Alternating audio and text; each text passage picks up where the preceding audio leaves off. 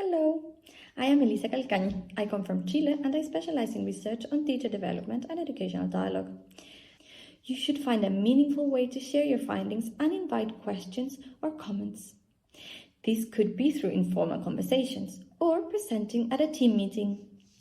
There is a link on this page to a presentation template you can use. When planning what to share, some things for you to think about are included on the screen here, which I'll review. What was your initial problem of practice or interest? What did you want to explore or change about this? What did you do to explore, change, or understand this better? What have you learned so far as a response to your initial interest and focus? What actions have you taken as a result of your findings? And what may be useful for others based on what you found?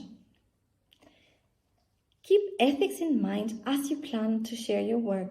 For instance, do you have permission to share photos or videos if you have them? This may be okay for an internal sharing, if colleagues know the students you teach, but will probably be less acceptable for wider sharing.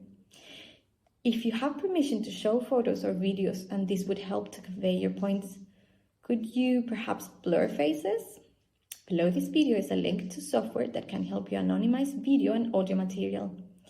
In most cases, you'll need to take out any real names of participants from data, such as transcripts. Would using a different letter for each speaker be appropriate, or a pseudonym perhaps? Then ask for feedback on what you're sharing. In your presentations or conversations, you can come up with questions in advance to offer others a chance to contribute. What do they think about what you've learned? Have they got questions about the process or results?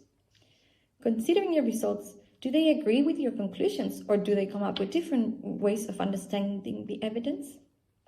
What would they do differently if they were in your shoes? Have a look through the section's resources and activities and enjoy this part of the inquiry process.